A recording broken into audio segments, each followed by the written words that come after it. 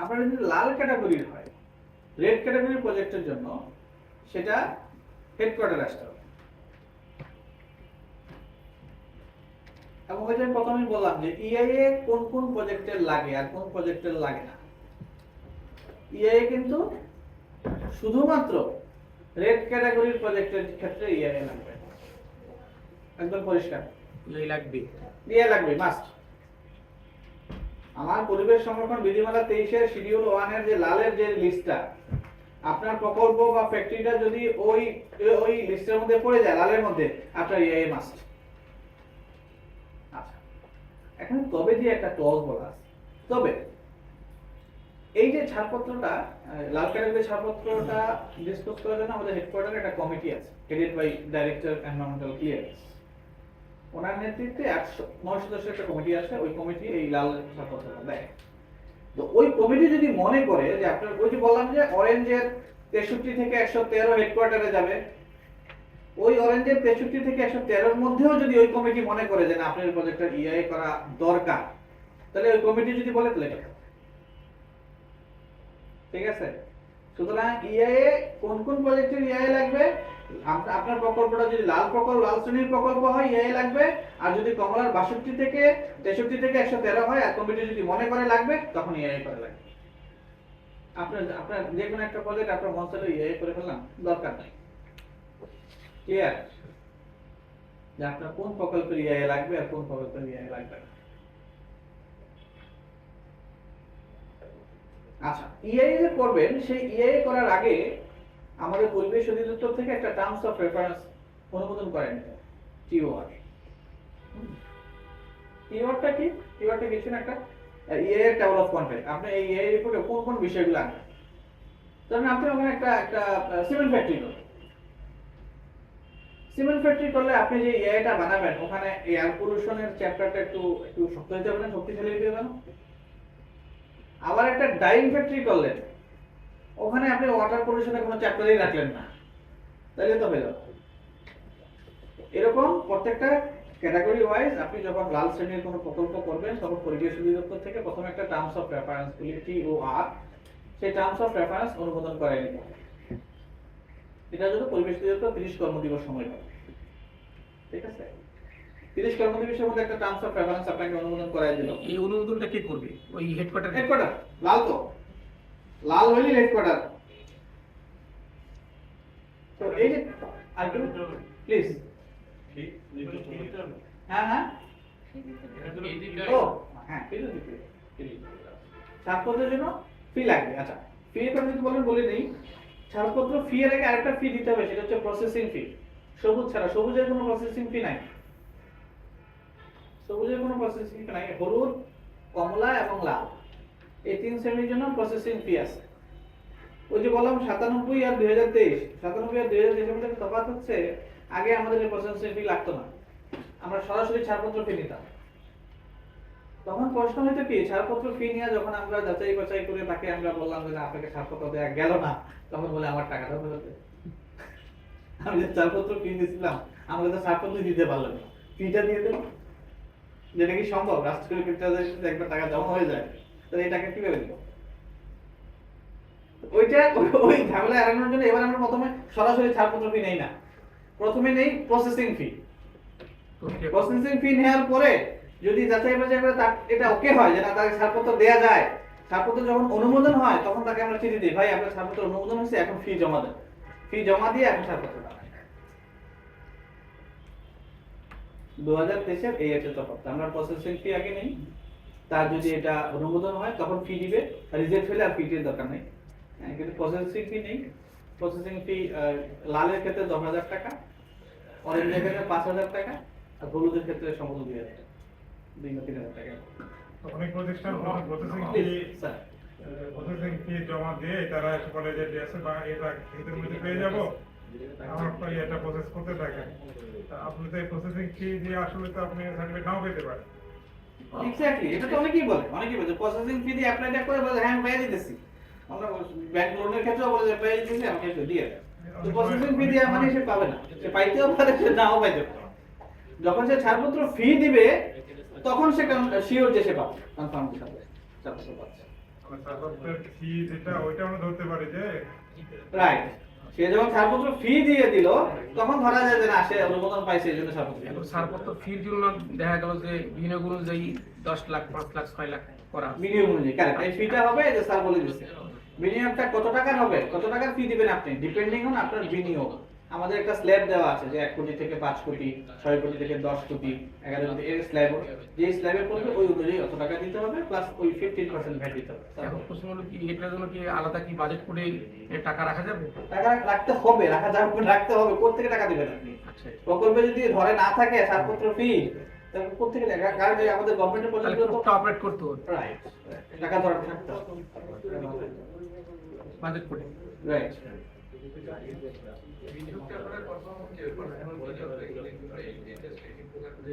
ওদের mainly BIDA নিবন্ধন করা থাকে।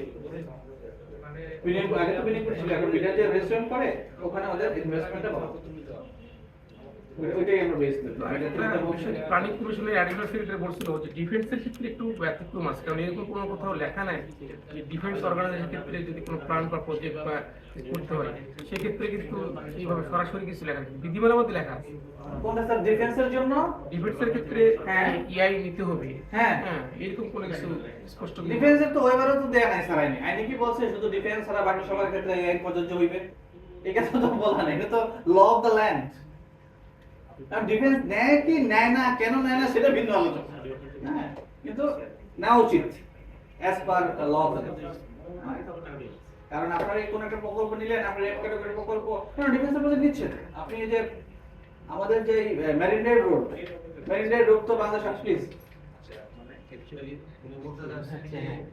আমাদের ক্যান্টনমেন্টের ভিতরে আমরা আমিরা নির্দিষ্ট যে কাজগুলো করে সেটা করে আপনি যেটা বলছেন ম্যান্ডেট দ্যাট ইজ রিফাইন্ড কারণ অন্য মন্ত্রণালয়ের বিষয় সেটা আমরা এক্সিকিউট করি অ্যাজ আ কন্ট্রাক্ট সেই সময় হচ্ছে হলো ইআইএ নেওয়া হয় এভরিথিং ইজ ডান আর উনি বলতে চাচ্ছেন এখন ক্যান্টনমেন্টের জায়গাটা বিলি করতেছে এই ইস্যুটা নিয়ে উনি বলতে চাচ্ছেন ওকে। এখন ক্যান্টনমেন্টের ভিতরে যদি এমন কিছু কাজ করেন যেটা আমার red category as per ECR, তাহলে তো আপনি ইআই নেবেন। এখন কথা হলো এখন বলেন আপনি ক্যান্টনমেন্টের মধ্যে এমন কিছু কাজ করতেছেন যেটা তুমি ইআই লাগবে। আমি এটা বলতে যাচ্ছি যে পিইউএফ পাকিস্তান অর্ডার্স ফ্যাক্টরি 71 সময় হয়ে গেল বিইউএফ বাংলাদেশ অর্ডার্স ফ্যাক্টরি, সেই সময়কার প্রেক্ষাপটে যেগুলো আপনার আমাদের যেগুলো সমরাস্ত্র ক্ষেত্রে ওখানে তো ছাড়পত্র আছে। হ্যাঁ ওটা ছাড়পত্র আছে তো। আপনারা যে সমরাস্ত্র বানান ওখানে তো ছাড়পত্র হয়েছে, আপনি শুনবেন।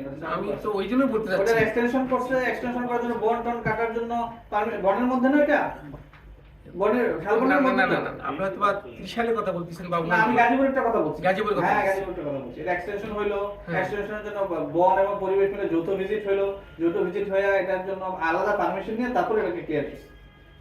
খোঁজ নিয়ে আছে নিশ্চয়ই।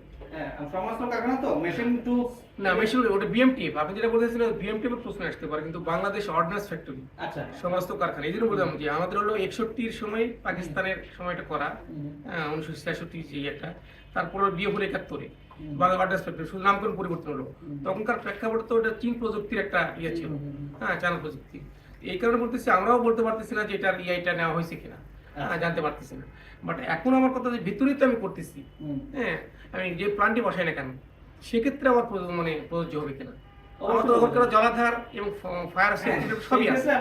আপনার মানে সেটা যদি এনভায়রনমেন্ট ক্লিয়ারেন্স দরকার হয় সেটা নিয়ে নেওয়াই ভালো আচ্ছা। ক্যাটাগরি অনুযায়ী। আপনাদের ক্যান্টনমেন্টের ভিতরে মনে হয় না রেড কম্পোনেন্টের কোনো কিছু হবে, যেগুলো হবে ওগুলো হয়তো ইয়েলো বা গ্রিন টাইপের কিছু হবে, ওগুলোর জন্য ক্লিয়ারেন্স নিয়ে নেওয়া ভালো। ঠিক আছে, তো রেডের যেটা বলছিলাম, রেডের ছাড়পত্র আসবে হেডকোয়ার্টার থেকে। আচ্ছা, আর ছাড়পত্র ফি এর কথা বলছিলাম, প্রথম লাগবে প্রসেসিং ফি, প্রসেস করবে, তারপর তারটা যদি ওকে হয় তারপর সে ছাড়পত্র ফি প্লাস 15% ভ্যাট দিবে, তারপর আমরা তার ছাড়পত্রটা ইস্যু করব। ছাড়পত্রটা আবার মেয়াদ আছে, ছাড়পত্র ছিল যদি সবুজ ক্যাটাগরি হয় এটা মেয়াদ 5 বছর, আর যদি হলুদ হয় সেটা 2 বছর, আর কমলা এবং লালের ক্ষেত্রে প্রতি বছর বছর থাকে নবায়ন। এটা খুবই ইম্পর্টেন্ট একটা টুল। নবায়নটা যদি না থাকতো, একবার ছাড়পত্র নেওয়ার পরে কিন্তু প্রপোনেন্টদের অনেকেরই, নট সবাই, ইয়েস জামতলে তো রেড আপনি- রামপাল রেট কারেক্ট ঠিক আছে, আপনি 1 বছরের জন্য আমাকে ছাড়পত্র দিয়েছিলেন। দিয়েছিলাম। হ্যাঁ, আমি তো 200 কোটি টাকা ইনভেস্ট করেছি, পরের বছর আমাকে দিলেন না, তখন কি হবে? আচ্ছা আপনি হতে তো এটা তো পরে হাতে যেহেতু পরে আবার নিতে হবে, আপনার তো না দেওয়ার অধিকার আছে। হ্যাঁ না দেওয়া ঠিক আছে ডেফিনেটলি। মানে স্যার যেটা বলছিলেন যে বছর বছর যে নবায়নের কথা, মানে আমি ছাড়পত্র দিলাম আপনাকে 1 বছরের জন্য, আমি কিন্তু ছাড়পত্র যখন দেই তখন ছাড়পত্র অনেকগুলো কন্ডিশন দেই। আমি জানি না রামপালের ছাড়পত্রটা, তারপর রামপালের যে ছাড়পত্রটা আমরা দিয়েছি সেটা কিন্তু উইথ 59 কন্ডিশনস, 59 কন্ডিশনে আমরা তাকে ছাড়পত্রটা দিই। এখন যখন আবার আমরা নবায়ন করতে যাই তখন দেখি যে আমি যে কন্ডিশন দিয়েছিলাম সেই কন্ডিশনগুলো কি হচ্ছে, আপনি কি সেই কন্ডিশনগুলো কমপ্লাই করেছেন কিনা। কমপ্লাই যদি না করেন তাহলে আমি আপনার এই নবায়ন করি না। নবায়ন না করা মানে কি আপনি অবৈধ হয়ে গেলেন। অবৈধ হয়ে গেলেন তখনই আমার এনফোর্সমেন্ট টিম গিয়ে আপনাদের উপর এনফোর্সমেন্ট করবে। এনফোর্সমেন্টের যে প্রসিডিউর, আপনাকে ডাকাবে, আপনার হিয়ারিং নিবে, আপনাকে ক্ষতিপূরণ আদায় করবে, আপনাকে আপনার ইউটিলিটি সব কানেকশন ডিসকানেক্ট করে দিবে, ফাইনালি আপনাকে শাটডাউনের নোটিশ দিবে। এই প্রসেসগুলো করবে যদি আপনি নন কমপ্লায়েন্স হন ডিপেন্ডিং অন দ্য কন্ডিশন। প্রশ্ন হচ্ছে যে এনভায়রনমেন্ট যে আমাদের দপ্তর আছে, এরকম বাই মাল্টিনেশনাল এবার দুটা দেশে বা তিনটা দেশের ইনভেস্টমেন্ট, এটাকে এরকম করতে পারে কিনা? এটা অবশ্যই পারে, মানে অবশ্যই পারে, মানে ডিউটি সেই সেই সেই মানে লিগ্যাল ম্যান্ডেট আছে। এখন সেটা মাল্টিন্যাশনাল কোম্পানি বা তাদের যে ইনভেস্টমেন্ট সেটা বিবেচনা করবে, সেটা আমি আই ডু এগ্রি। কিন্তু ডিউই অবশ্যই পারে, আমি যেই কন্ডিশনে ছাড়পত্র দিয়েছিলাম আপনি যদি সেই কন্ডিশন কমপ্লাই না করেন আপনার এটা রিনিউ হবে। ঠিক আছে, তো সেটা হচ্ছে রিনিউয়াল একটা খুবই ইম্পর্টেন্ট টু, যে কারণ বছর বছর নবায়ন করতে হয় না, যে তো ওরা কমপ্লায়েন্সে থাকবে। সেটা হচ্ছে নবায়নের জন্য আবার নবায়ন ফি আছে, প্রতি বছর বছর আপনি নবায়ন করবেন, সেই নবায়ন ফিও আছে, সেটা হচ্ছে ছাড়পত্র ফি যা দিয়েছিলেন তার 50%। আচ্ছা, আর একটা বিষয় আলোচনা করি, ইআই রিপোর্ট যে আমি বললাম না টিওআর অ্যাপ্রুভ করে দিলাম, তারপর সেই টিওআর এর অনুযায়ী তারা একটা ইআই রিপোর্ট জেনারেট করে। সেই ইআই রিপোর্টটা কারা বানায়? ইআই রিপোর্ট কে বানাবে? কনসালটেন্ট বলে কনসালটেন্ট বানাবে, তাই তো? দায়িত্ব হচ্ছে প্রজেক্ট প্রপোনেন্টের বানানো, কিন্তু প্রজেক্ট প্রপোনেন্টের ওই জন্য সক্ষমতা থাকে না, সেজন্য তারা কনসালটেন্ট হায়ার করে। কনসালটেন্ট হায়ার করে তারা ইআই রিপোর্ট বানায়। ইআই রিপোর্ট দেখার সুযোগ হয়েছে কারো? আমাদের পরিবেশ দেখেছি কোন ইআই রিপোর্ট দেখছে? আমাদের মেইন ডেভিডে মেইন ডেটা। কারণ আমি মেইন দায়িত্ব শুরু 2017-তে। তখন কি আপনি ইনভলভ ছিলেন মেইন ডেটা? আমি 2021-22 মেইন ডেভের মেইনটেনেন্সের সময় ছিলাম আমাদের পিডিজি। আচ্ছা। তারপরে যখন এই এখন ওয়ার্ডেনিং যেটা চলতেছে Widening। থেকে 32 কিলোমিটারের এইটা ডিপিপি আমি দেখে আসছি। বাট এইটার সম্ভবত অ্যাসেসমেন্টটাও আমি একবার দেখছিলাম। ওটা দেখে জাস্ট সীমান্ত সড়কটা তো আপনারাই করছেন, সীমান্ত বর্ডার যেটা। 70 কিলোমিটার এপিডি ছিল আমি। আপনার বুমবুম থেকে হচ্ছে পোয়ামুড়ি এই আমার। হ্যাঁ, এটা খুবই ইম্পর্টেন্ট প্রজেক্ট। ফেজ 1 ফেজ 2 মনে হয় এখনো শুরু হয় না এটা। এই কাজগুলো কিভাবে করতেছে আপনারা? এত দুর্গম এলাকাতে গিয়ে এই পাহাড়ের মধ্যে গিয়ে কাজগুলো করা খুবই টাফ। এটা হ্যাঁ অবশ্যই টাফ। খুবই টাফ, একদমই দুর্গম এলাকায় গিয়ে করতেছেন ওনারা। না, আরো ভিতরে, আরো ভিতরে। ঘুম ঘুম। Exactly border road. বাংলাদেশ মায়ানমারের বর্ডারের হুম। থেকে 50 মিটার 50 মিটার ছেড়ে দিয়ে। আমরা ছিল অ্যাজ পার রুট অনুযায়ী মিয়ানমার সাথে আমাদের হচ্ছে যে 150 ফিট ছিল আপনার ইলো। মানে বর্ডারের জিরো লাইন থেকে দুই দেশে কারো হচ্ছে কোনো ইনফ্রাস্ট্রাকচার থাকতে পারবে না। তো আমরা 50 মিটার থেকে 100 মিটারের ভিতরে এই অ্যালাইন করে আগানো হয়। এখন এটা হচ্ছে আপনার আস্তে আস্তে করে আগানো হয়। হ্যাঁ, আমরা অ্যালাইনমেন্ট দেখা যায় যে এই দিকটা নেওয়া যাবে কিনা। দেন হচ্ছে হলো ওইখানে যে পাইলট কাট করা হয় তারপর কিন্তু এই কাজটাই মিয়ানমার অনেক আগে করে ফেলছে, তাই না? ওদের তো আমাদের যে হচ্ছে আপনি যে মানে এরকম কালো যে পিচ রোড সেটা হচ্ছে আপনার ব্রিজ সোলিং রোড আছে কিছু কিছু জায়গা সব জায়গায় সব জায়গায় না। মেইনলি হচ্ছে এই যে অংশটা যে আরাকানদের সাথে ফাইট হয় এই অংশটার একটা বড় অংশ আছে বাট কিছু কিছু জায়গা আবার নাই। ওইটা আমরা গত মিটিংয়ে ক্লিয়ার করলাম, যেটা দরকার বর্ডার রোডের দরকার ফর সভরেনিটির জন্য খুব ইম্পর্টেন্ট। আচ্ছা, এখন যে ইআই রিপোর্টে যে বিষয়গুলো থাকে, যে ইআই রিপোর্টে প্রথম আমরা একটা এক্সিকিউটিভ সামারি থাকে, এই রিপোর্টে কি আছে, ইন্ট্রোডাকশন থাকে, কিছু লজ এন্ড রেগুলেশনস থাকে, তারপর একটা ইম্পর্টেন্ট চ্যাপ্টার থাকে বেস লাইন, আমার ওই ওখানের বর্তমান মাটি পানি বাতাসের কি অবস্থা, মানে নো প্রজেক্ট সিনারিও, আমার প্রজেক্ট হয় নাই, ওখানকার এনভায়রনমেন্টের কি অবস্থা সেটাকে আমরা বেস লাইন বলি। তারপর আমার প্রজেক্টটা হইলে আমি ওখানে কি ধরনের ইমপ্যাক্ট হতে পারে সেই ইমপ্যাক্ট আমরা আইডেন্টিফাই করি, অ্যাজাম্পশন করি, প্রেডিকশন করি। তারপর আমরা সেই ইমপ্যাক্টটাকে আবার ইভ্যালুয়েট করি যে কি ধরনের, সেটা কি লো না সেটা মডারেট না সিভিয়ার, হ্যাঁ সেটা কি রিভার্সিবল ইমপ্যাক্ট নাকি ইরিভার্সিবল। তারপর সেই ইমপ্যাক্ট আইডেন্টিফাই করে মিটিগেটর আমরা প্রপোজ করি, আমরা এই ইমপ্যাক্ট হবে, এটাকে আমি এই পন্থায় আমি মিটিগেট করব, ঠিক আছে। তারপরে আমরা একটা মনিটরিং প্ল্যান দেই, এবং একটা ইম্পর্টেন্ট চ্যাপ্টার থাকে আমাদের এই রিপোর্টে, সেটা হচ্ছে stakeholder engagement. Stakeholder engagement বা পাবলিক কনসালটেশন বা পাবলিক এনগেজমেন্ট, সেটা হচ্ছে যে আপনি যে প্রজেক্টটা করতেছেন আপনার লোকাল পিপল যাতে জানে আপনি কি করতেছেন, স্টেক হোল্ডার কনসালটেশন, ঠিক আছে। সেই আমাদের যে বললাম যে 97 এর যে বিধিমালা, ওখান থেকে এই যে 2023 এর বিধিমালায় এই পাবলিক কনসালটেশনটা অনেক ইলাবোরেটলি বিস্তারিতভাবে বর্ণনা করা আছে যে কিভাবে আপনি পাবলিক কনসালটেশন করবেন। আগে এই ধরনের কোনো গাইডলাইন ছিল না, কিন্তু এই বিধিমালায় বলা আছে যে আপনি পত্রিকায় বিজ্ঞাপন দেন, আপনার লোকাল যে পত্রিকা এলাকার লোকাল স্থানীয় একটা জাতীয় একটা বিজ্ঞাপন দেন যে আমি এতটার সময় এত তারিখে এখানে একটা স্টেক হোল্ডার মিটিং করব। ওই মিটিংয়ে আপনি সবাইকে জানান যে আমি এই এলাকায় এই ধরনের একটা প্রজেক্ট করতে চাচ্ছি, তাদের কি মতামত, ঠিক আছে। পাবলিক ওপিনিয়ন নিয়ে তাদের কোনো কনসার্ন থাকলে সেটাকে অ্যাড্রেস করে সেই মিটিং এর একটা মিনিটসও করতে হয়, পাবলিক কনসালটেশন মিটিং মিনিটস। সেই মিনিটসটা আবার অনুমোদিত হইতে হয় যে সংশ্লিষ্ট পরিবেশ অধিদপ্তরের অফিসার দ্বারা, ওই সংশ্লিষ্ট ডিস্ট্রিক্টের বা যদি ডিভিশন করে থাকে সংশ্লিষ্ট ডিভিশনের, সেই মিনিটসটা আবার ওই ইআই রিপোর্টের অ্যানেক্স হিসেবে দিয়ে দিতে। তারপর ফাইনালি একটা রিকমেন্ডেশন দিয়ে একটা ইআই রিপোর্ট শেষ হয়। মোটামুটি এই ছিল আমার আলোচনা। এখন আপনাদের কোনো প্রশ্ন জিজ্ঞাসা যদি কিছু থাকে। এই রিপোর্টটা তো মানে আপনাকে ছাড়পত্র নেওয়ার আগেই করতে হবে। কারেক্ট, গুড কোশ্চেন, ওটা আমি মিস করে গেছি। ইআই রিপোর্ট দিলে আমি কি দিব? আপনি তো রেড ক্যাটাগরি টিওয়ার অ্যাপ্রুভ করে ট্রান্সফার প্রেফারেন্স দিয়ে একটা ইআই রিপোর্ট করলেন, ইআই রিপোর্ট আমার কাছে আপনি সাবমিট করলেন। ইআই রিপোর্ট সাবমিট করার পরে আমি আপনাকে কি দিব? আপনাকে একটা সাইট ক্লিয়ারেন্স দিব, অবস্থানগত ছাড়পত্র।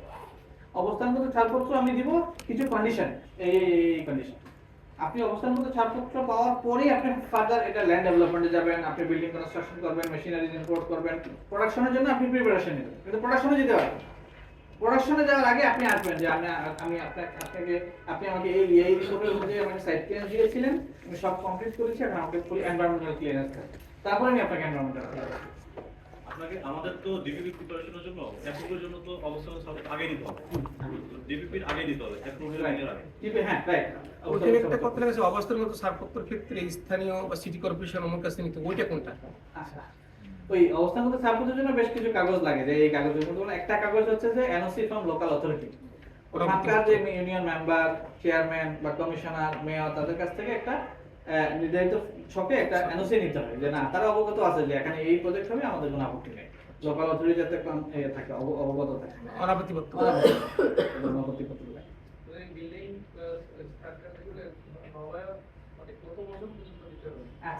স্যার একটা কথা বলছেন বিল্ডিং এর ক্ষেত্রে। আচ্ছা, বিল্ডিং এর ক্ষেত্রে কিছু বলা আছে যে আপনার এই বিল্ডিং এর বিল্ড আপ এরিয়া কত। বিল্ড আপ এরিয়া যদি 5000 স্কয়ার মিটারের কম হয় ছাড়পত্র লাগবে। আমরা বিল্ডিং দিয়ে যদি বিল্ড আপ এরিয়া যদি 5000 স্কয়ার মিটার কম হয়, এটা ছাড়পত্র লাগবে। আর যদি 5000 থেকে 20000 স্কয়ার মিটার পর্যন্ত হয়, এটা হবে আপনার ফুল। 20000 স্কয়ার মিটার উপরে হলে কমন, মানে ওই একটা স্ল্যাব দেওয়া আছে, ওই অনুযায়ী ওই ক্যাটাগরি। যদি হলুদ হয় সেটা আপনি ডিস্ট্রিক্ট অফিস থেকে ছাড়পত্র নিয়ে নেবেন, হলুদ পেলে সেটার মেয়াদ 2 বছর। আর যদি কমলায় পড়ে যায় ওটার মেয়াদ 1 বছর। এটা কোন শিডিউলে উল্লেখ করা আছে? এটা একদম পরিবেশ সংরক্ষণ আইন 1900 পরিবেশ সংরক্ষণ বিধিমালা 2023 এর শিডিউল 1 একের মধ্যে বিল্ডিং এরটা উল্লেখ। হ্যাঁ, বিল্ডিং এটা বলা আছে।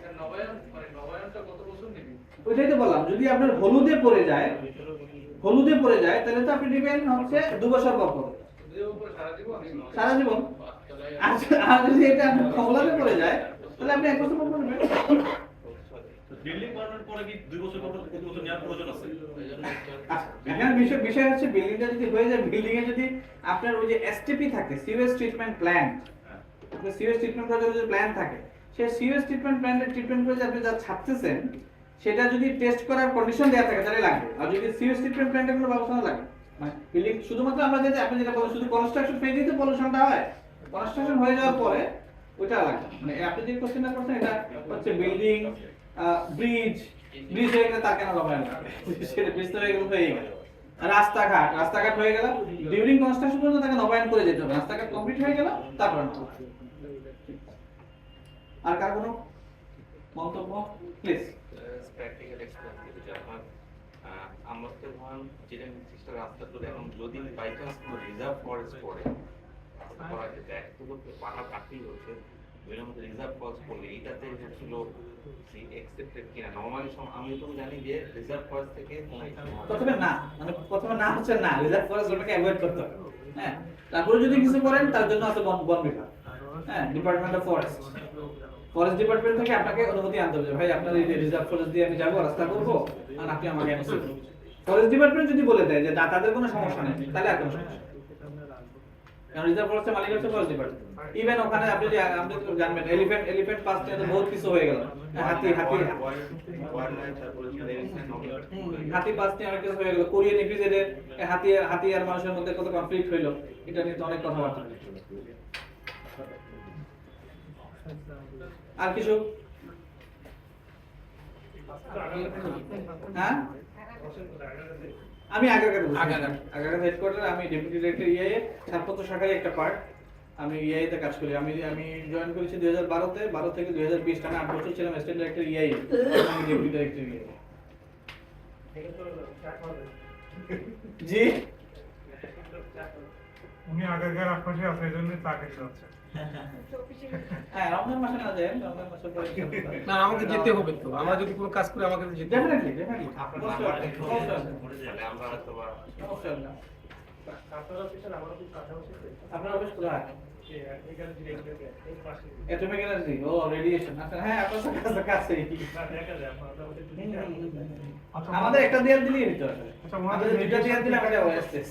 ওনাদের রেডিয়েশন ঠিকঠাক মতো হচ্ছে কিনা এই বিষয়ে আপনারা একটু সার্ভে ওইটা আমরা জানি না, ওইটার জন্য আছে বাইরা। ওরা তো দেখা ওনাদের যে রূপপুরে আমরা একটা কথাই বলতেছি যে শুধুমাত্র ওই মাটি মানে ওয়াটার পলিউশন আর এয়ার পলিউশন এটা আমরা দেখবো। রেডিয়েশন জাতীয় কিছু যদি হয় তেজস্ক্রিয়তা, এটার জন্য দেখবে হচ্ছে ভাই অবস্থা। আমার বাড়িতে 10 কিলো দূরে, তারপরে ভয় আছে। আপনার পাবনা, হ্যাঁ, এটা কোন জোন? এটা তো একটা কতগুলো জোন আছে, যে extensive zone, highly risky zone. আপনার কোন জোনে পড়ছে? আমি জানি না আমার 10 কিলোতে কোন জোনে পড়ছে, এটা তো আপনার কাছে জানেন। উনি তো বলবেন না ঠিক মতো। আমি বলে হ্যাঁ, আসলে বলে দিন 10 কিলোমিটারের মধ্যে না, এটা ঠিক। রূপপুর যেটা হচ্ছে কি মানে তাহলে তো 3 কিলোমিটার। ইনফ্যাক্ট আপনারাও কিছু জানেন কিনা আমার সন্দেহ আছে, মানে ওরা শুধুমাত্র রাসানরাই জানে যে কি হচ্ছে ওখানে। আপনারা জানেন, তাহলে আপনারা জানান না কাউকে। আমরা ভাইরাল লোক না, আমরা রেগুলার ই করি, ওনাদের নিয়ে আমরা রেগুলার সেমিনার। হ্যাঁ। ওই আশপাশে যারা আছে না, তবে হাইলি প্রোটেক্টেড। Highly protected. বলে না 5 স্তরের নিরাপত্তা ব্যবস্থা, আমরা পত্রিকায় যেটা পড়ি যে রূপপুরে হচ্ছে 5 স্তরের নিরাপত্তা ব্যবস্থা, একদম কন্টেইনমেন্ট থেকে শুরু করে ওই ইউরেনিয়াম ইয়াগুলো যেখানে ইউরেনিয়াম ফুয়েল রড যেখানে বসানো থেকে শুরু করে যে কন্টেইনমেন্ট যেখানে বসে, ওটাও ভিজিট করার সৌভাগ্য হয়েছিল আমার। যখন তারা ইউরেনিয়াম রড বসাবে এই রিয়েক্টরে, তখন আমরা ভিজিট করছিলাম পরিবেশ দপ্তরে। ওরা আসলেই মানে খুবই সেফটি, মানে ওখানে 12 জোড়া বোধহয় অটোমেটিক হাইড্রো অ্যাকুমুলেটর আছে, যে কোনো ধরনের কিছু এলে অটোমেটিক শুরু হয়ে যাবে।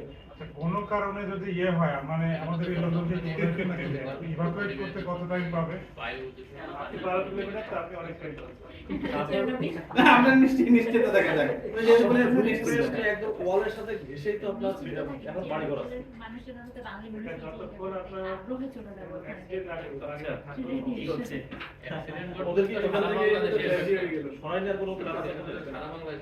এটা সরকারের প্ল্যান আছে, যদি প্ল্যান আরেকটা এক্সটেনশন করে তখন হয়তো প্রবলেম হবে।